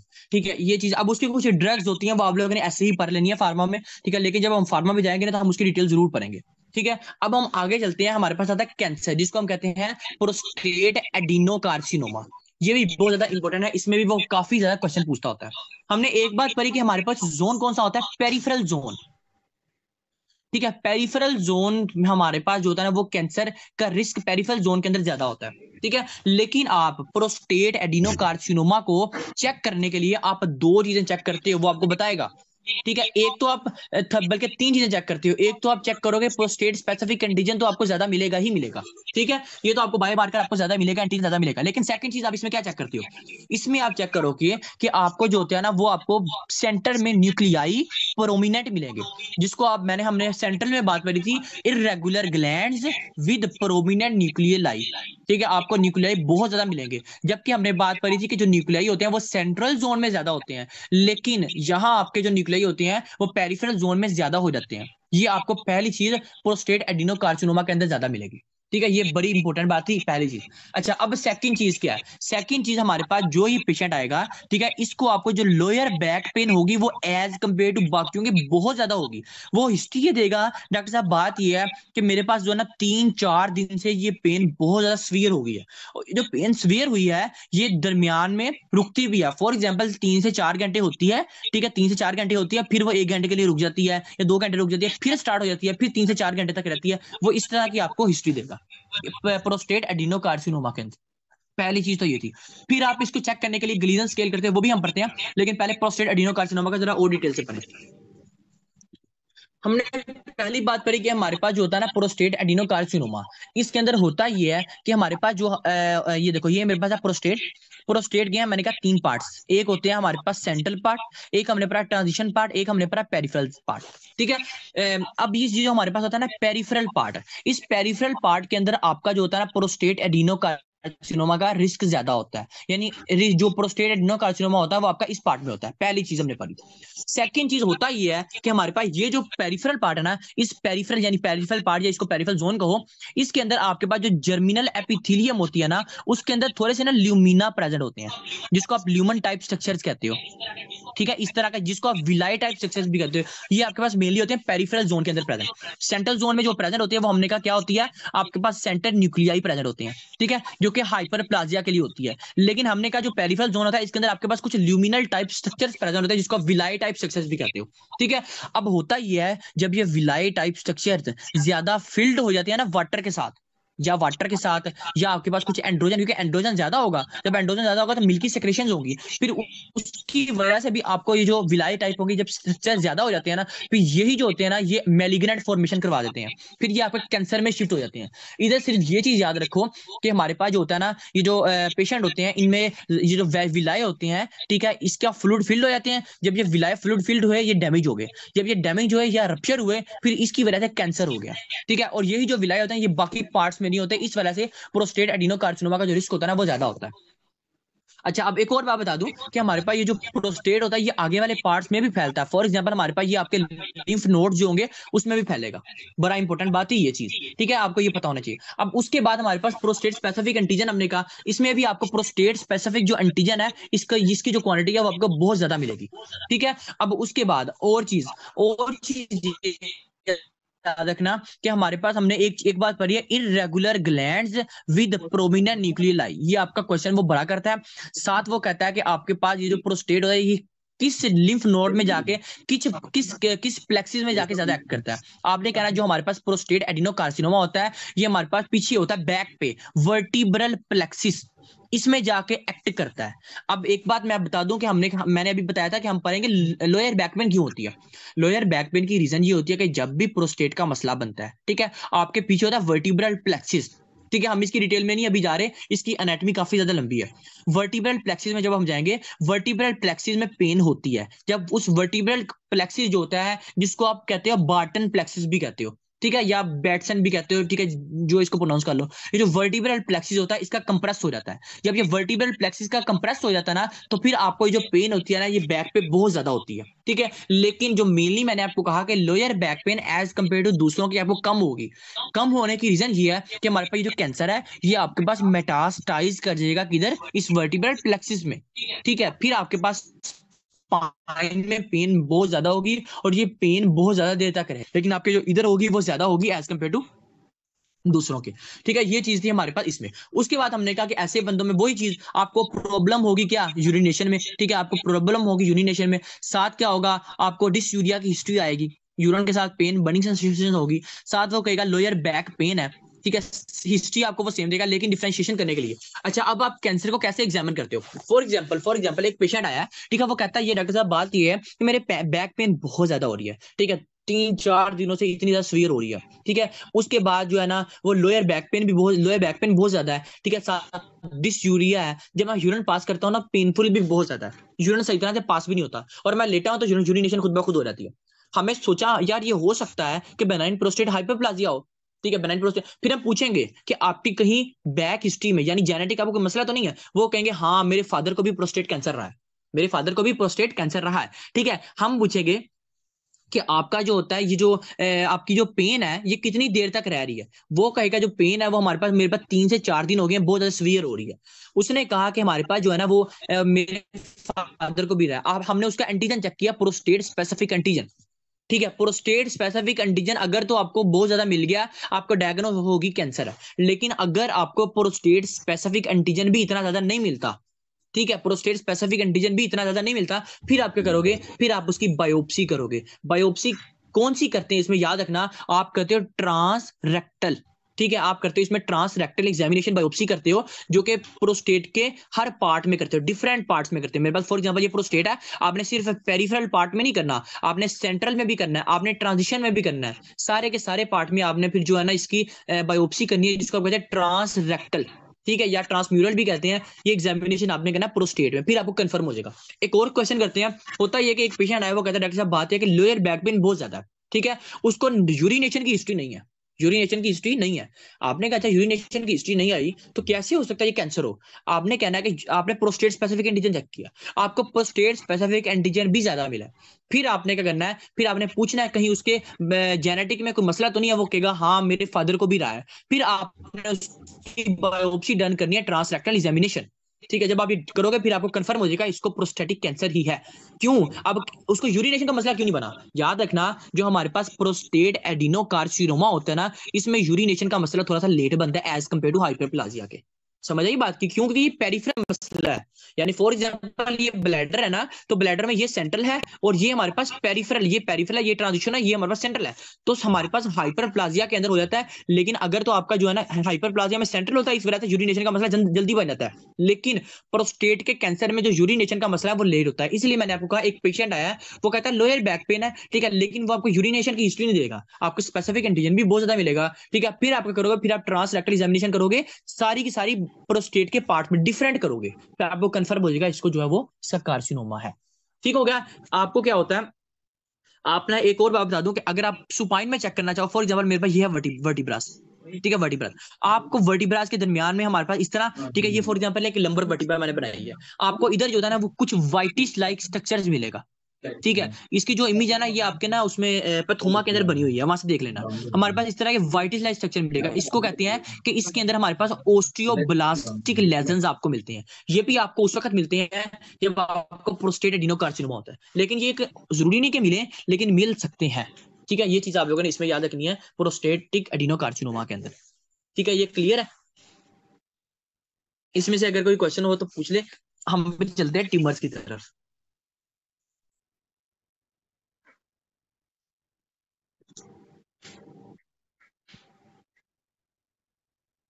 ठीक हो गया। अच्छा हमारे पास अब आता है हमारे पास टेस्टिकुलर ट्यूमर। अच्छा उसके लिए मैं एक मिनट जरा बोलूं।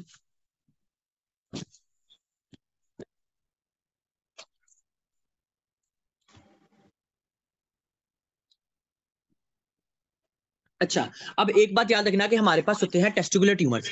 जो टेस्टिकुलर ट्यूमर्स होते हैं ना, इसके देखो जोन तो यहाँ लिखे हुए हैं कि जर्म सेल्स कौन से होते हैं, सेक्स को ट्यूमर्स कौन से होते हैं। लेकिन एक चीज याद रखना जो बहुत इंपॉर्टेंट है, कि जो हमारे पास होते हैं ना टेस्टिकुलर ट्यूमर्स, ये आपके पास ज्यादातर होते हैं आपके देखो यंग मेल्स में होते हैं, ठीक है, ज्यादातर। और उसके बाद ऐसा हो सकता है, एक ऐसा पेशेंट आया, मैंने कल भी बात बताई थी, क्रिप्टोकोडिज्म का पेशेंट आया, ठीक है, क्रिप्टोकोडिज्म का पेशेंट आया, वो आपको सारी हिस्ट्री देगा, ठीक है। क्लाइनफेल्टर सिंड्रोम का भी पेशेंट आया तो क्रिप्टोकोडिज्म का केस आएगा उसमें। ये बात कल मैंने काफी डिटेल से की थी। अगर हम बात करें क्रिप्टोकोडिज्म का केस आया और जो बंदा है वो 14-15 साल एज है, फिर याद रखना वो टेस्टिकुलर ट्यूमर का ही केस है। फिर हम ये नहीं कह सकते वो क्रिप्टोकोडिज्म, फॉर एग्जांपल वो, क्योंकि हमने एक बात पढ़ी थी कि 1 साल के अंदर खुद ब खुद आ जाती है, लेकिन अगर नहीं आती फिर हमें खुद ब खुद उस पाथवे के थ्रू लानी पड़ती है, ठीक है। और उसके बाद अगर एक बच्चा है, ठीक है, वो कहता है 14 साल का हो गया, उसको एक मैस फील हो रहा है लेफ्ट साइड पे या राइट साइड पे, ठीक है, और उसका जो है ना वो इंग्वाइनल हर्निया भी है। इंग्वाइनल हर्निया मतलब इनडायरेक्ट इंग्वाइनल हर्निया, वहां जो पाथवे है हर्निया हम पढ़ेंगे, वहां जो होता है हमारे पास टेस्टिस है वो उधर पड़े हुए हैं, ऊपर एब्डोमेन में पड़ेंगे, तो फिर 100% बात है कि इसको कोई टेस्टिकुलर ट्यूमर हुआ है, क्योंकि इतनी देर तक कभी भी नहीं रहता। और हमने बात पढ़ी है कि इसमें एक होते हैं लेडिक सेल, एक होते हैं सर्टोलाइट सेल्स। जो लेडिक सेल्स होते हैं उसकी जरूरत नहीं होती टेम्परेचर की, लेकिन सर्टोलाइट सेल्स को जरूरत होती है। इस वजह से याद रखना जो सर्टोलाइट ट्यूमर होता है वो ज्यादा होता है एज कम्पेयर टू लेडिक के। अगर कहीं लिखा हो कि लेडिक सेल ट्यूमर है, ठीक है, तो फिर आपने लेडिक सेल ट्यूमर नहीं देखना, क्योंकि लेडिक सेल ट्यूमर अगर देखो फॉर एग्जाम्पल मैं कहता हूँ कि टेस्टिस जो है वो एक बंदे के एब्डोमेन में ही पड़ी हुई है, तो उसको लेडिक सेल ट्यूमर हो सकता है? नहीं हो सकता, क्योंकि लेडिक सेल जो था वो वैसी टेम्परेचर इनसेंसिटिव है, जरूरत ही नहीं है। उसको सर्टोलाइट सेल्स का ट्यूमर हो सकता है, ठीक है। अब उसके बाद हमारे पास कुछ ट्यूमर आते हैं। देखो हमारे पास पहले ट्यूमर आता है सेमिनोमा, ठीक है। अब देखो हमारे पास इसमें सेमिनोमा है, हमारे पास जो एम्ब्रियोनल कार्सिनोमा है, टेराटोमा है। इसमें आपने मेनली याद रखना इस बायोमार्कर से। इस बायोमार्कर में हमारे पास आता है प्लेसेंटल अल्कलाइन फोस्फेटेज, हमारे पास आता है अल्फा फिटोप्रोटीन, हमारे पास आता है बीटा एचसीजी का लेवल। जो सेमिनोमा होता है उसमें आपको एक बायोमार्कर ज्यादा मिलेगा, अल्फा सॉरी प्लेसेंटल अल्कलाइन फोस्फेटेज। साथ आपको लैक्टेट डिहाइड्रोजिनेज भी ज्यादा मिल सकता है, ठीक है, वो यहाँ नहीं लिखा हुआ। अच्छा, उसके बाद होता है अल्फा फिटोप्रोटीन। अल्फा फिटोप्रोटीन के केस में आपको हमारे पास योग सैक में ज्यादा मिलेगा, उसके बाद बीटा एचसीजी में आपको इधर इधर ज्यादा मिलेगा। ये चीज आप लोगों ने ऐसे ही याद रखनी है, क्योंकि यहाँ वो क्वेश्चन पूछ लेता होता है, ठीक है। अच्छा, एक चीज मैं आपको इधर बता दूं, होता यह कि हमारे पास जो होता है ना अल्फा फिटोप्रोटीन, ठीक है, ये बहुत ज्यादा सेंसिटिव होता है as compare to lactate dehydrogenase के। अब इसका मतलब क्या है? इसका मतलब ये होता है कि फॉर एग्जांपल हमारे पास एक पेशेंट आया टेस्टिकुलर सेमिनोमा के साथ, टेस्टिकुलर सेमिनोमा के साथ, फिर आप क्या करते हो, फिर आप अल्फा फिटोप्रोटीन का लेवल को चेक करोगे। अगर आपको अल्फा फिटोप्रोटीन का लेवल ज्यादा मिलेगा, ठीक है, लेकिन इतना ज्यादा नहीं मिलता, फॉर एग्जांपल आप कहते हो अल्फा फिटोप्रोटीन जो है ना वो एक से आपका नॉर्मल ही है, आपको ऐसा ना ज्यादा नहीं मिल रहा, फिर आप लैक्टेट डिहाइड्रोजिनेज का लेवल चेक करोगे। अगर आपको लैक्टेट डिहाइड्रोजिनेज का लेवल ज्यादा मिलता है, फिर आपको 100% कंफर्म कर लेनी है अपनी डायग्नोज कि ये सेमिनोमा का केस ही है, ठीक है। अब उसके बाद हमारे पास कोई ये जो, लेकिन सेमिनोमा में एक बात याद रखना, वो क्या कहेगा, वो कहेगा डॉक्टर साहब बात ये है कि मेरा जो होता है ना वो मैस दिखाई दे रहा है। जैसे मैंने कहा टेस्टिकुलर ट्यूमर्स में हमारे पहला आता है सेमिनोमा, इसमें हमने कहा वो हिस्ट्री ये देगा डॉक्टर साहब बात ये है कि जो पेन है ना वो बिल्कुल नहीं है, पेन नहीं है मुझे, ठीक है, लेकिन जो होता है ना वो मेरे टेस्टिस में ऐसे है जैसे मैस फील हो रहा है और काफी देर से ये मैस है, मैंने कभी गौर नहीं किया। और जब आप उसका बायोमार्कर चेक करोगे, अब आपको अल्फा फिटोप्रोटीन भी ज्यादा मिलेंगे, लैक्टेट डिहाइड्रोजिनेज भी ज्यादा मिलेगा, ठीक है, फिर आपको हमारे पास कंफर्म हो जाएगी डायग्नोज कि ये हमारे पास क्या है, सेमिनोमा है, ठीक है, ये चीज। और उसके बाद हमने कहा कि इसमें प्लेसेंटल अल्कलाइन फोस्फेटेज का लेवल आपको ज्यादा मिलता है सेमिनोमा के अंदर। मैंने कहा जो देखो फॉर एग्जांपल मैंने कहा एक पेशेंट आया, उसको अल्फा फिटोप्रोटीन का जो लेवल है वो नॉर्मल ही आपको मिला है, ठीक है, लेकिन आपने लैक्टेट डिहाइड्रोजिनेज का लेवल चेक किया, वो आपको ज्यादा मिला है। साथ आपने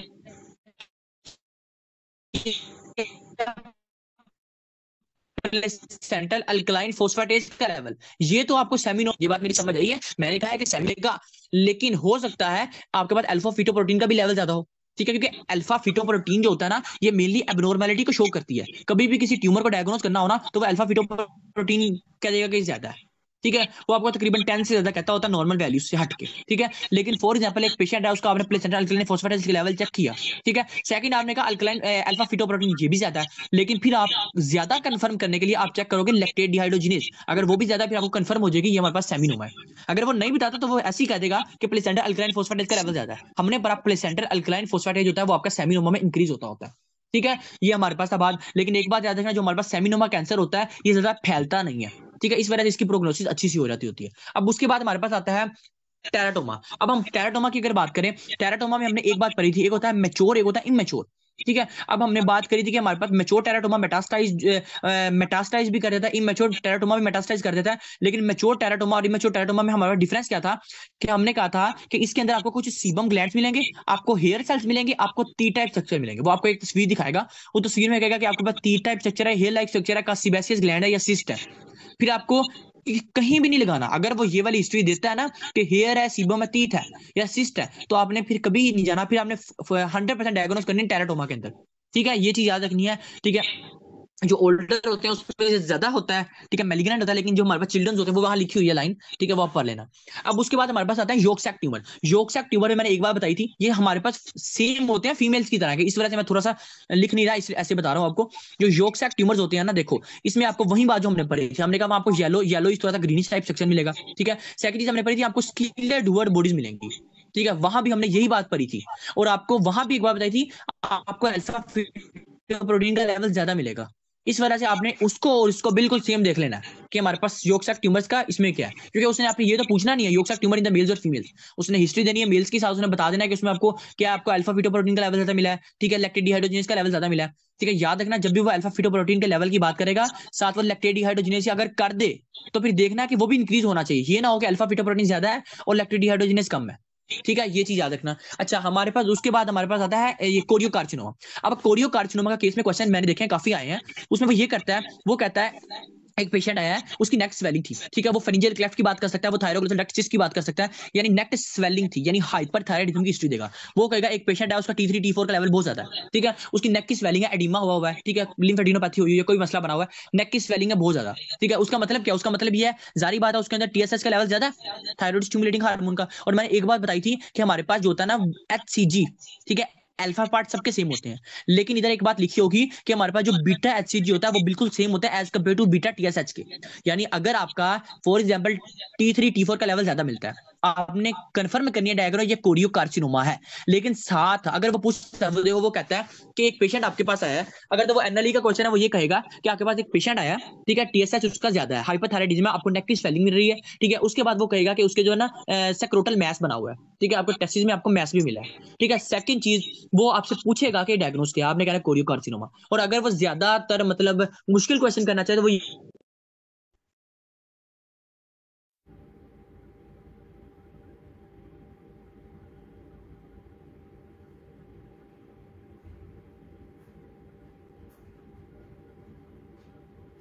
क्या किया? ओ माइनीज है, पता नहीं माइनीज है। हाँ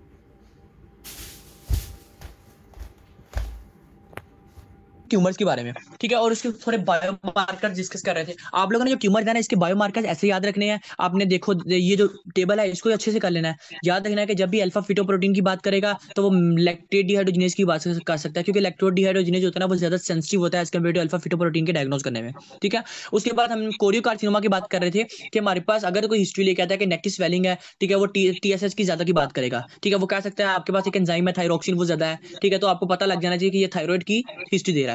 और हमारे पास पूरी रिप्रो के अंदर थायराइड की हिस्ट्री जो है ना, वो अगर कैंसर की बात करें ट्यूमर्स की, तो फिर वो हमारे पास कोरियोकार्सिनोमा के अंदर आती है। फिर वो कहेगा कि मैंने आपको बताया कि वो क्वेश्चन करेगा कि नेक की स्वेलिंग है, T3 T4 का लेवल ज्यादा है, तो आपके पास कौन सा बायोमार्कर है, ठीक है, वो ज्यादा होगा। वो आपको डायग्नोस भी नहीं बताएगा, वो आपको ऐसे ही कहेगा कौन सा बायोमार्कर है जो आपको ज्यादा मिलेगा डायग्नोस करने में। आपने कहना है HCG, ऐसे बंदे में आपको HCG का लेवल ज्यादा होगा, ठीक हो गया। और अगर वो आपको ना कहता है कि आपको HCG का लेवल ज्यादा मिलेगा और क्या मिल सकता है, फिर आप कहोगे आपके अंदर इस FSH का भी लेवल ज्यादा मिल सकता है, ठीक हो गया। क्योंकि हमने बात करी थी अल्फा पार्ट सबके सेम होते हैं, लेकिन beta part of HCD is similar to the beta part of T3 and T4 या TSH, ठीक है। इस वजह से वो थायराइड की स्वेलिंग जब देगा साथ वो ये वाली हिस्ट्री आपको कह सकता है, ठीक है। ये चीजें आप लोगों ने ऐसे ही इधर से पढ़ लेनी है, जो ना समझ आए वो मेरे से पूछ लेना। अब जो लेडिक सेल्स के ट्यूमर्स की मैंने पहले भी बात की, लेडिक सेल जो होता है वो टेम्परेचर इंसेंसिटिव होता है। कभी भी कोई भी पेशेंट आए, ठीक है, वो कहे कि हमारे पास जो है ना वो उसके जो टेस्टिस है वो एब्डोमेन में पड़े हुए हैं, ठीक है, और साथ कहे कि यार इसको कौन सा ट्यूमर है, आपने कभी भी लेडिक सेल नहीं कहना, कोई और कह सकते लेडिक सेल नहीं कहना, क्योंकि लेडिक सेल ट्यूमर हमने यहाँ बात पढ़ी। लेडिक सेल ट्यूमर हो सकता है, ठीक है, इसमें ये देखो लिखा हुआ है कि रिंकल क्रिस्टल्स आपको मिलेंगे, लेकिन ज्यादातर ये होता है कि आपको यहाँ इजिनोफिल्स जो होते हैं ना वो अकुमुलेट हो जाते हैं, इस वजह से ये कैंसर हो सकता है। और इसमें आपको फिर एंड्रोजन, इधर आपको क्या मिलेगा, अगर कोई कहे कि यार आपको लेडिक सेल्स का ट्यूमर है, ठीक है, और इसमें कौन सा बायोमार्कर बात करोगे, फिर आपको इसके अंदर एंड्रोजन या एस्ट्रोजन आपको ज्यादा मिलेगा। इस तरह वो क्वेश्चन कर लेता होता है, ठीक है। और उसके बाद हमारे पास आते हैं हमारे पास टेस्टिकुलर लिम्फोमा या ट्यूमर्स। याद रखना, जो हमारे पास कभी भी टेस्टिकुलर लिम्फोमा की बात करें तो ये हमारे पास नॉन हॉडकिन लिम्फोमा है, ठीक है। नॉन हॉडकिन लिम्फोमा की डिटेल तो वैसे हीम में है, लेकिन इधर ये याद रखना कि एक होता है हमारे पास हॉडकिन लिम्फोमा, एक होता है नॉन हॉडकिन लिम्फोमा। जो नॉन हॉडकिन लिम्फोमा होता है ना और हॉडकिन लिम्फोमा होता है, इसकी डिफरेंशिएशन ये होता है कि इसके अंदर आपको रीड स्टैनबर्ग सेल्स मिलते हैं, यानी आउल लाइक सेल्स मिलते हैं, लेकिन इधर आपको आउल लाइक सेल्स नहीं मिलते होते। ठीक है। और ये आपका जो होता है ना बी सेल्स का ट्यूमर होता है, दोनों बी सेल्स के वजह टी सेल्स के होते हैं। जो हमारे पास नॉन हॉडकिन लिम्फोमा होता है, ये हमारे पास बी सेल्स का ट्यूमर होता है, यानी बॉडी में बी सेल्स का ज्यादा हो गया जिसकी वजह से आपको ट्यूमर हो गया। और वो जो कैंसर था, जो ट्यूमर था, वो ट्रांसफर हो गया टेस्टिस में, फिर हम उसे कहते हैं टेस्टिकुलर लिम्फोमा। ठीक है। ये हमारे पास नॉन हॉडकिन लिम्फोमा की भी टाइप है। ठीक है। और ये एजिस आप लोग याद रख लेना। इसमें जो मेन चीज है ना टेस्टिस की ट्यूमर्स में जो मैंने देखी है, आपने एज को याद रखना है। ठीक है। आपने बायोमार्कर्स को याद रखना है। ठीक है। सिम्टम्स इतने मैटर नहीं करते, क्योंकि सिम्टम्स वो जो है ना वो सबके सेम ही बताता होता है। बात ये आपने याद रखना, देखो कुछ लिखी है, येलो है, गोल्डन है, स्किन डुअल बॉडीज है, ये चीजें याद रखनी है, मार्कर्स याद रखने हैं और एज को याद रखना है। ये आपका बोरा मदद देंगे। अब उसके बाद हमारे पास कुछ दो रह गए थे, छूट गए थे। एक होता है हमारे पास एपिडेमाइटिस। ठीक है। एपिडेमाइटिस, एपिडाइडमाइटिस, या होता है ए होता है ओरकाइटिस। अब एपिडाइडमाइटिस क्या होता है? Inflammation of epididymis. ठीक है। और ये ओरकाइटिस क्या होता है? Inflammation of testis. अब एक बात याद रखना कि हमारे पास जो होता है ना एपिडाइडमाइटिस, इसमें क्या होता है?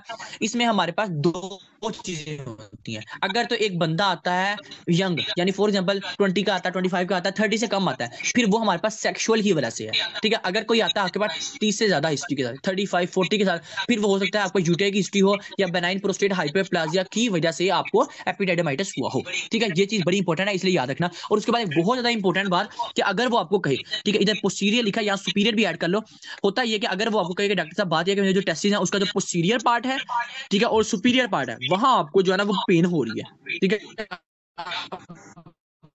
तो जो पेन है, टेंडरनेस है, वो या फिर आपने आंखें बंद करके डायग्नोज करनी है एपिडाइडमाइटिस।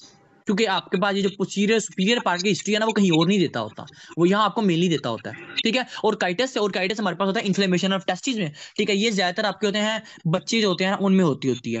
ठीक है। और यहाँ भी आपको वही बात लिखी हुई है कि टेस्टिकुलर पेन और स्वेलिंग के साथ वो पेशेंट आएगा। ठीक है। और एक चीज याद रखना, एपिडाइडमाइटिस के अंदर हमने एक बात पढ़ी थी कि आपको प्रेहन साइन नेगेटिव मिलता होता है वो पीछे, लेकिन हमारे पास एपिडाइडमाइटिस के अंदर क्या होता है, कल हमने बात पढ़ी थी वैसे। जो हमारे पास होता है ना एपिडाइडमाइटिस, इसके अंदर आपको प्रेहन साइन पॉजिटिव मिलता होता है। प्रेहन साइन पॉजिटिव का मतलब यह है कि जब आप उसको एलिवेट करते हो टेस्टिस को, ठीक है, तो आप पेन रिलीफ होती है। ठीक है। साथ आपको जो होता है ना वो क्रीमास्टेरिक रिफ्लेक्स भी पॉजिटिव मिलता है। जब आप क्रीमास्टेरिक आर्टरी थाई को आप क्लिक करते हो, ठीक है, तो वो जो पेन होती है वो थोड़ी सी रिलीफ होती है। या आप मैंने हमने क्रीमास्टेरिक रिफ्लेक्स में बताया था कि जब हम उसको क्लिक करते हैं तो टेस्टिस वो थोड़े से एलिवेट मिलते होते हैं। ठीक है। आपको ये चीज मिलेगी। ठीक है। लेकिन मेन डायग्नोज करने के लिए वो आप चेक करते हो प्रेहन साइन, आप एलिवेट करते हो तो पेन रिलीफ होती है। ठीक है। आपने ये चीज इसमें सारी डिस्कस कर लेंगे। बाकी इंशाल्लाह हमारी पैथोलॉजी होगी है तो कल वैसे मैं कहता हूँ क्लास रख लेते हैं, फार्मा भी कर लेते हैं कल ना, टाइम लगा के ना थोड़ा लंबी रख लेंगे, फार्मा कर लेंगे ताकि हमारा खत्म हो जाए, फिर हम इकट्ठा टेस्ट ले लेंगे। या कहते हो तो पैथोलॉजी का पहले ले लेते हैं, जो हमने पिछला पढ़ लिया सारा ले लेते हैं और फार्मा बाद में कर लेंगे। चलो ये मुझे बता देना जैसे भी करना हुआ। अच्छा ठीक है ठीक है ठीक है। पहले ही इस हफ्ते बहुत ज़्यादा छुट्टियां हुई हैं। अच्छा चलो ठीक है, फिर ये देख लेंगे जैसे बाकी कहेंगे। ठीक हो गया फिर, ओके, अल्लाह हाफिज।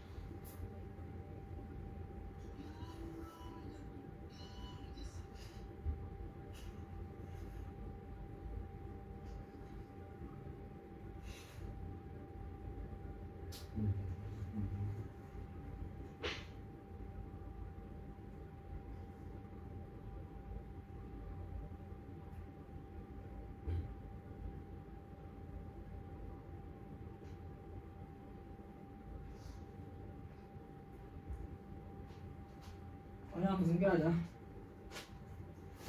यार ये मैंने खाता है। ठीक है मैं खा है उनका यार टेस्ट कर लो टेस्ट